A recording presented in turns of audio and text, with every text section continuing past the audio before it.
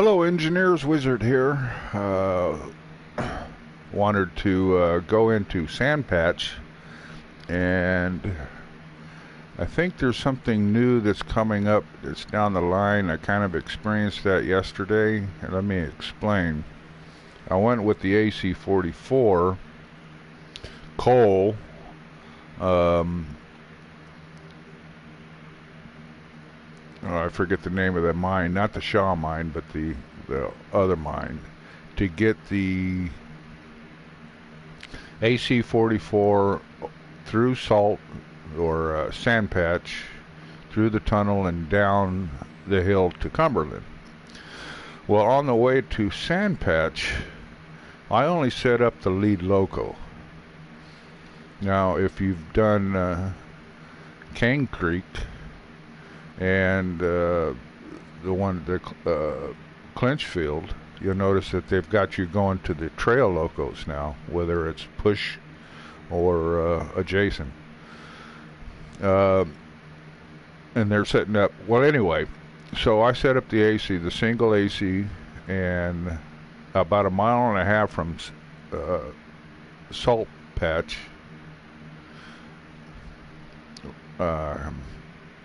got a brain fart here, but anyway, I ran out of power. No horsepower. I was all the way up to throttle 8, and it hit like I think it was like 410 amps. I think that's what it was. And it started dropping, went to throttle 7, 6, 5, 4, 3. Pretty soon the train just stopped moving. I was on a 1.2 upgrade, and it just wasn't going anywhere. So that hadn't happened before, but it happened yesterday. So, and with the GP38s on the same line running coal was the same problem. About a mile and a half from Sandpatch, that's it, Sandpatch, no horsepower, and the train would die.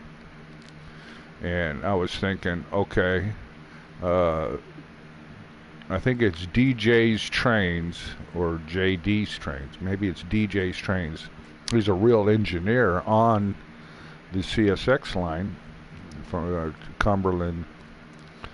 And he was saying there's many times that he's been hauling coal that he'd lose power. He'd have to jump out, split the formation in half, take the first half up, drop it off, come back and get the second half.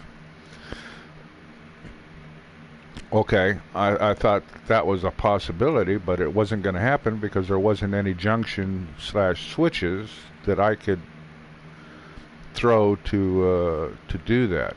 So the train was there, it was dead, wasn't going anywhere for any reason. I quit out. And then it occurred to me, wait a minute. Sand Creek, or Cane Creek, forgive me here, in Clinchfield, we're checking the trail locos. Okay, so I went back to the same train, same line, doing the same thing, but this time I went to the trail locos, and I set those up.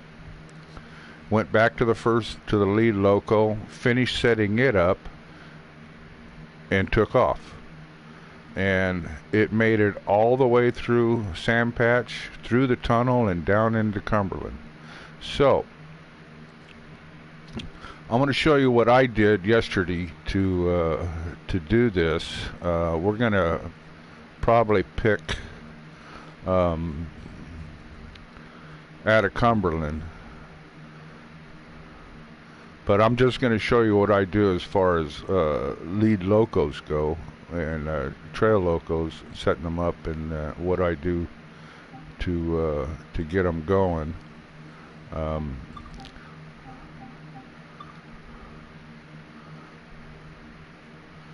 So let's get a train. That's a 38. Look at it over here. They got the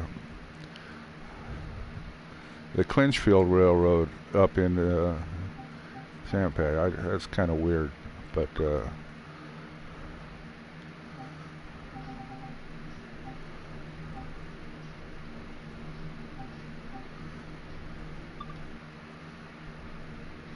Okay, that'll work. All right, we got everything's nice and clear. All right, let's go to yeah. Annapolis to Cumberland. That's the other way. Let's go to Cumberland, Toledo. Okay. I hope this is the right ones. It's got at least just 2 locos is all I'm really looking for. I'm not looking for the Shaw mine. It has in one sense 2 locos, in another sense 5 locos, and in another sense 4 locos. So I'm not quite sure. So let's set the controls to immersion.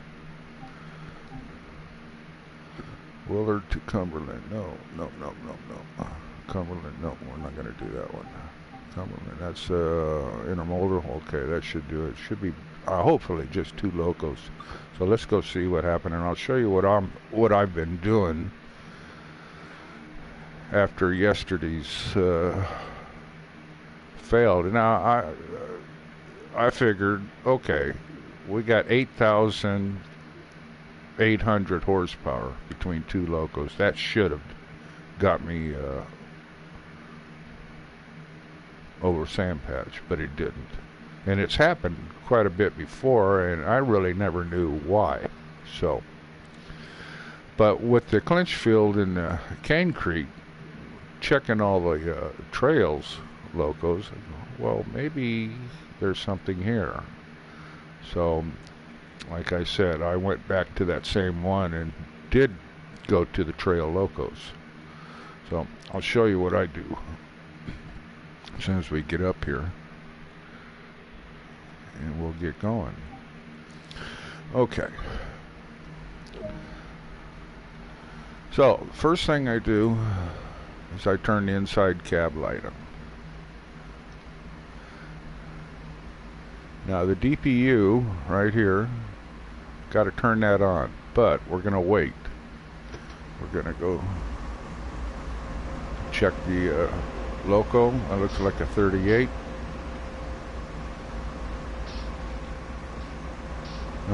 Nope, that's a new one.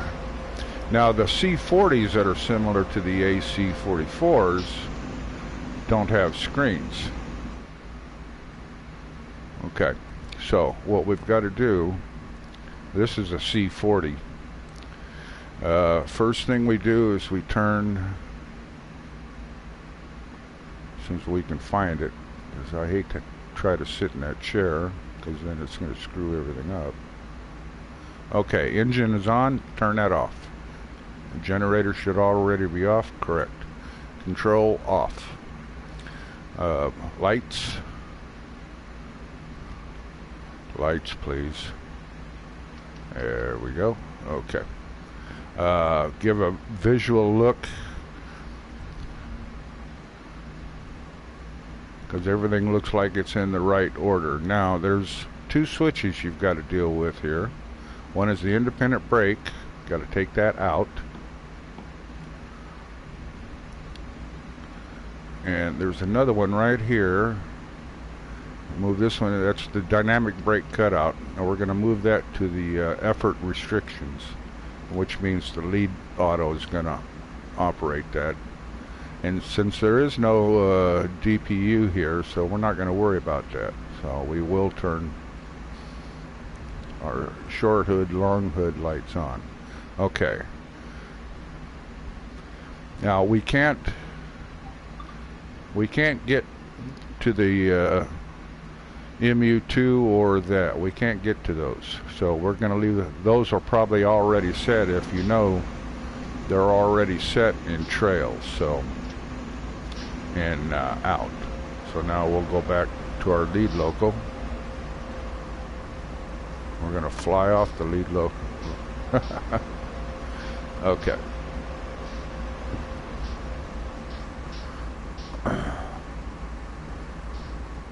Get in there. Okay.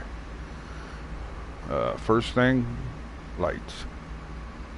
I don't know why, but they say lights. Okay, both of them.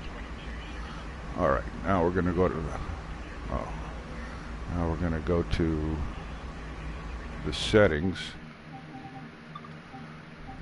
I'm going to set that on classic. Okay. Console.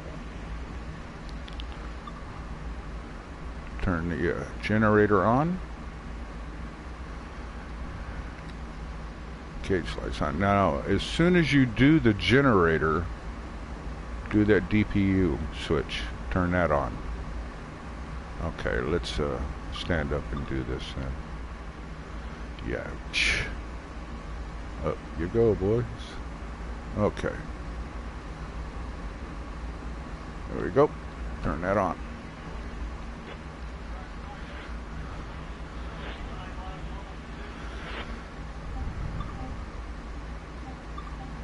Now, engineer second screen, number 1, F3, F4, F6, number 1, F3, F4, F6, F8 will clear the screen. So what I do is I go to the first screen, I turn that on, then I go back to F8, clear this screen. Now, which is funny, we can put the speed control on there. Alright, we've got a conductor with us, so we're going to turn his screen on as well. Alright. Now we've got all of that done.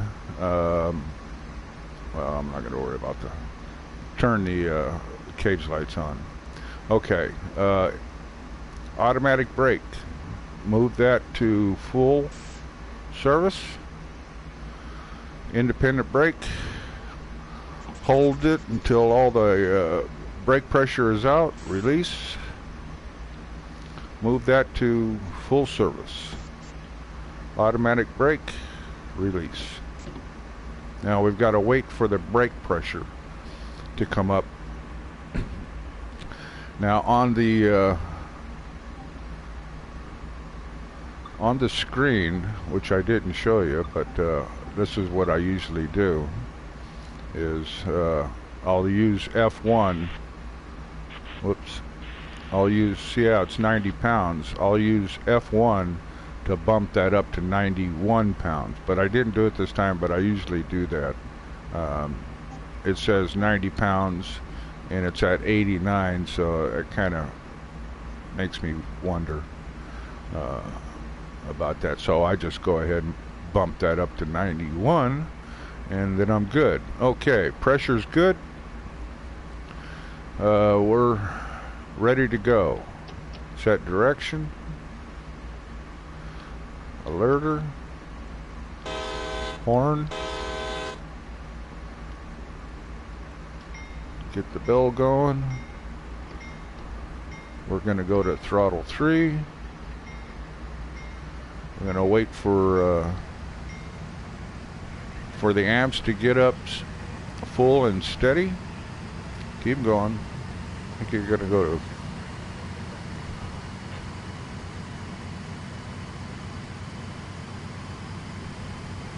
41, please.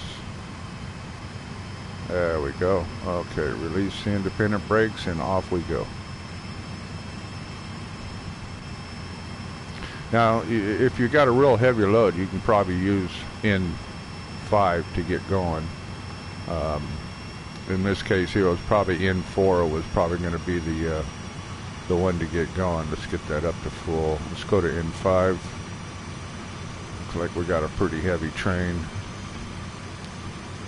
And we're off and running.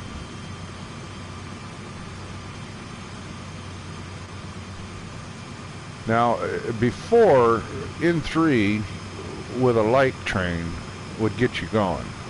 But I've noticed lately that it's been taking almost N5, N6, and in some cases yesterday, N7 to get the train going. So, but we're out and about and they're going to have us be the lead, which is okay with me. And it's all clear to go. Okay. Well, that's the way I set this up. Um, like I was saying yesterday, on an AC44 that's got 4,400 horsepower, there was no reason not to make it through Sand Patch, through the tunnel and down into Cumberland. There was just no reason for it to stop, but it did. Now, at the same time, when I went back to it and I actually finished it, I thought, okay, there must be something going on here, so let's investigate a little further.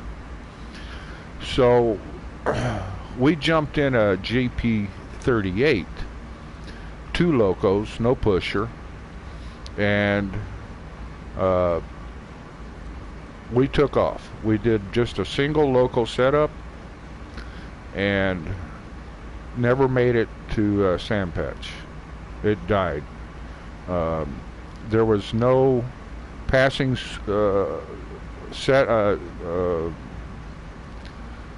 you know what I mean, passing sightings that I could move half the formation to. So there was nothing I could do. It was dead. So I went back to it, the same thing like I did with the AC44. Of course, it's a little different with GP8, but GP38s, but you've got to go to the trail loco pusher. If you've got 3 locals altogether, you got 1 pusher and 2 leads. Go to the pusher first. Make sure that the fuel pump's off, engine is off. Make sure that the everything is set in its right position. Cutout valve is out. MU2A is trail. Make sure the auto brake's in, handle off, and that the independent brake is released. We took off. We had so much power. That was just 2 GP38s. We had no problem going through Sand Patch. Absolutely none. It was so. FYI, you may, when you're setting up your trains, because of the new developments that's going on with Sand Creek and Clinchfield, you may want to investigate setting up your trail locos. Now, if you've got, here's another thing, if you've got 3 locos in a row with your formation behind them, start with the rear one and make sure all of that's set up right. Now, this is in the Sand Patch trains.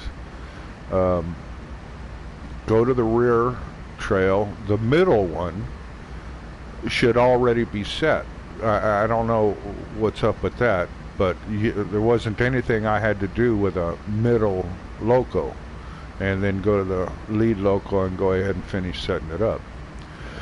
So folks, we're off and we're going, and that's the end of this little FYI tutorial. You might want to check it out and see if is for you actually any difference, or if it's just bogus on my part. I don't, at least I hope not, but